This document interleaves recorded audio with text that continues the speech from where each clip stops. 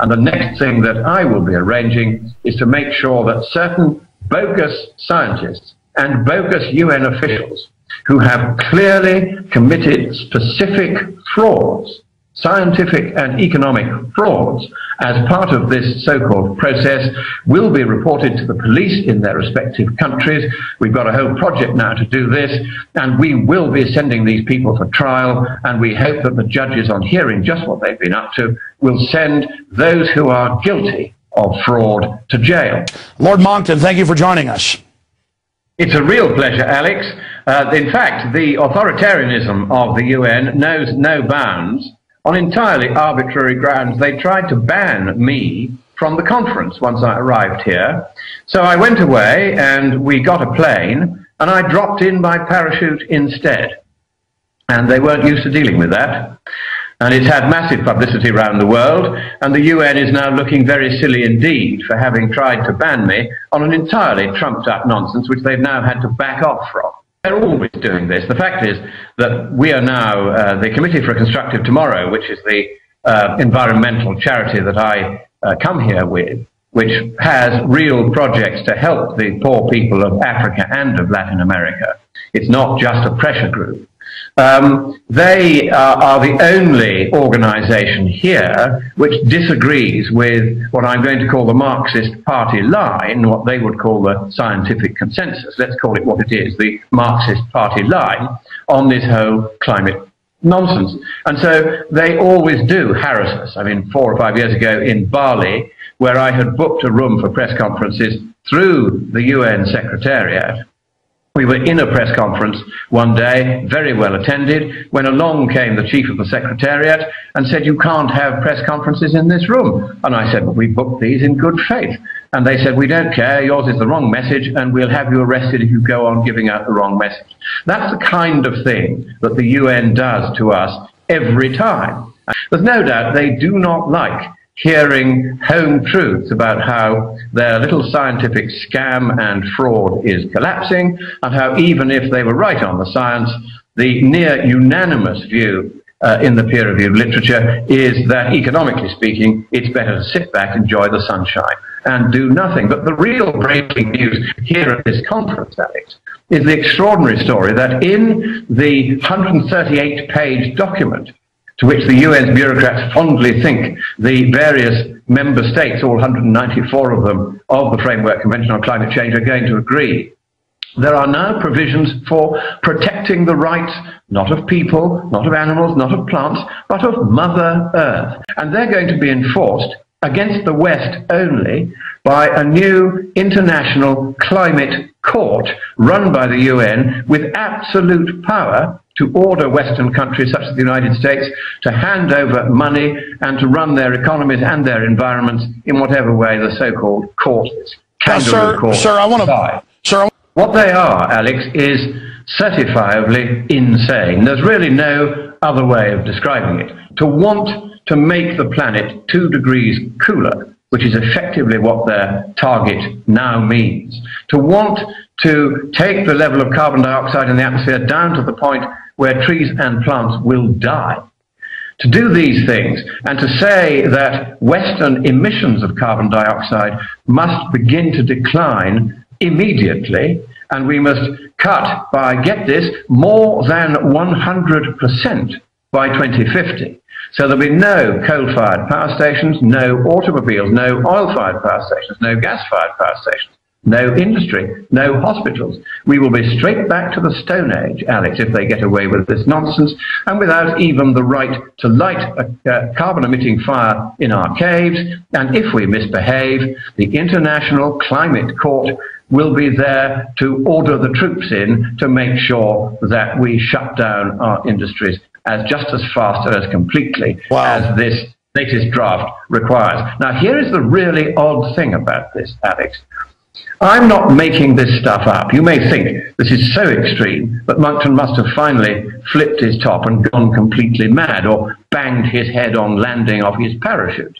But no, I haven't. All of this is actually in the document that I got from the UN's Documentation Centre, and it was available, provided you knew to ask for it, to any journalist who wanted a copy of it. not one of them, anywhere in the world, as far as I know, has reported the details that you'll find at scienceandpublicpolicy.org, at climatedepot.org, on your website, infowars.com. We are the few people that are telling the world what is in this document. They see, and they've got national and international polls, as you know, coming out, that it's flipped completely. In some cases, higher than 80% know it's pure bull. People have now discovered... they've now discovered that China makes no cuts, India, Mexico, 100 plus other third world countries. We all make cuts in the West. They know it's a death sentence to our industry, and they know insiders like General Electric that are on the President's Council, the same in your country, are exempt. So they know what it is, a mafia power grab. These people aren't even well-meaning socialists at the end of the day. These are cold-blooded mafia people. So I think you've answered your own question. They're operating by stealth now and going for it all. As it collapses, what we're seeing with these extremist documents is the UN desperately trying to keep the process going by adding new and absurd commitments, such as to go back halfway towards the last ice age and to reduce carbon dioxide concentrations to the point where trees and plants begin to die. These extreme measures are simply, they're the death throes of this process. That's really what it is. Well, in closing, sure. Yeah, they've become so entirely detached from any form of rationality or reality that they no longer understand how malevolent, how unpleasant, how anti-democratic, how anti-Western, and how downright unfair to the people and other creatures of this planet all of these measures that they propose would be. They have lost the plot, and I think the only thing we can do now, Alex, is to say that the UN and the UN Framework Convention on Climate Change must be closed down immediately, and all of the bureaucrats, the thousands and tens of thousands of bureaucrats, hundreds of thousands and probably millions by now, living off the world's taxpayers, must all be kicked out and told to go and get a proper job. But all they will do this time is simply have what they did at Bali, which is another so-called roadmap, which is a way of kicking bureaucratic procedures into the long grass for a few years, from which I think this time it will never emerge again. But they have a backup plan, which is the Rio Earth Summit, which is the 20th anniversary of the 1992 Rio Earth Summit. And this time I think they're going to try and put forward a binding treaty on biodiversity, which sounds all terribly gooey and friendly.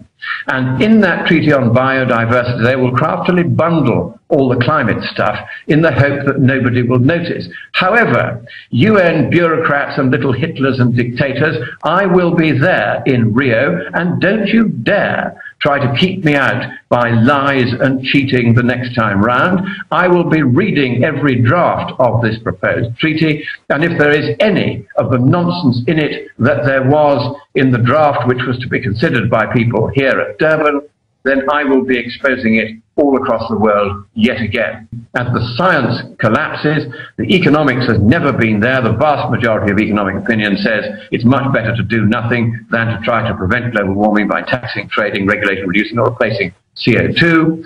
And so I think that the scare is now pretty much over, and the next thing that I will be arranging is to make sure that certain bogus scientists and bogus UN officials who have clearly committed specific frauds, scientific and economic frauds, as part of this so-called process, will be reported to the police in their respective countries. We've got a whole project now to do this, and we will be sending these people for trial, and we hope that the judges, on hearing just what they've been up to, will send those who are guilty of fraud to jail.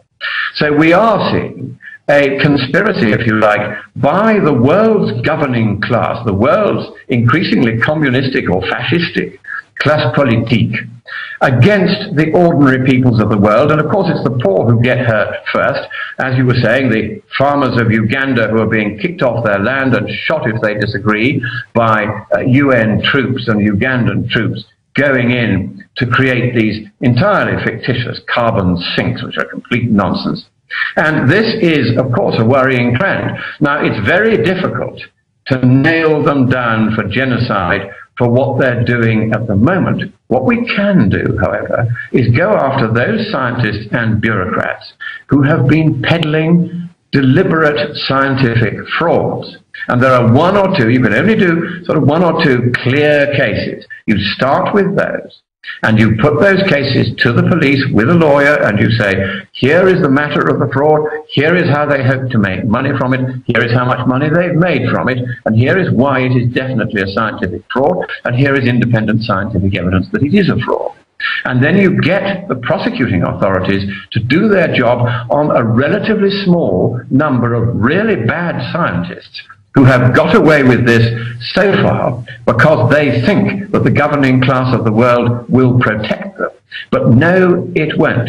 Once we pin down the few clearest frauds and report the various people in various countries that have perpetrated these frauds, it'll fall like dominoes. Once their collars start to be felt, just a couple of senior ones, they will immediately back off, and this entire process will collapse. And having seen the horror, and I mean the horror and the genocidal destruction which this agreement that they're being asked to sign here would entail, then it is absolutely now necessary, for the sake of the life of humanity, that this process be stopped at once. And that's why we're thinking we now have to say, no more, Mr. Nice Guy. If you are a scientist that has committed a fraud for the sake of getting more funding for yourself or your university, or for the sake of going along with this scam because it gives you status and position which you wouldn't otherwise have, we are watching, we are gathering the evidence, and we will see you prosecuted. And if you are guilty of fraud, then we will see you go to jail. And in the UK, the minimum sentence for the kind of fraud that's being perpetrated here is at least 10 years imprisonment without the chance of parole. Absolutely. And look, they're guaranteed to end up going to prison someday, because if they keep carrying out their plans, the crimes will be so great, history shows they'll be resisted, and then it won't be prison. They're going to be facing something even more than that. I mean, these people are true eugenicists, green Nazis. And Lord Monckton, we really appreciate your tireless effort crisscrossing the world, in your great calling to stand up against these people. Thank you for talking to us, and we look forward to talking to you in the future. Thank you for breaking this electronic Berlin Wall of media blackout that's happening in the West, and we look forward to talking. That's a wonderful description, Alex. Electronic Berlin Wall. That is exactly what it is. These Marxist journalists who have captured one by one the newspapers and electronic media of the West are now deliberately ganging together to throttle the West that nurtured them and destroy the lives of our people and the hopes of our industries and the future of our nations. And we must, as you rightly say, fight and fight and fight again. So God bless you, Alex. I'm going to hand you over now to Mark Morano. Thank you so much, Lord Monckton. Wow, it is good to know that those guys are over there fighting, because we wouldn't even have this information if they didn't go to every one of these conferences and be basically poked and prodded and abused by the miscreant security forces of these people. Now, the United Nations Intergovernmental Panel on Climate Change doesn't do simple. It wouldn't call a spade a spade. It would call it a one-person-operated, manually controlled, foot-powered implement of simple and robust, yet adequately efficacious lignometallic composition, designated primarily, though by no means exclusively, for utilization on the part of hourly paid operatives deployed in the agricultural, horticultural, or constructional trades or industries, as the case may be, for purposes of carrying out such excavational tasks or duties as may from time to time be designated by supervisory grades as being necessary, expedient, desirable, apposite, or germane with regard to the ongoing furtherance of the task or objective in hand, or on the other hand, under foot, Secretary General.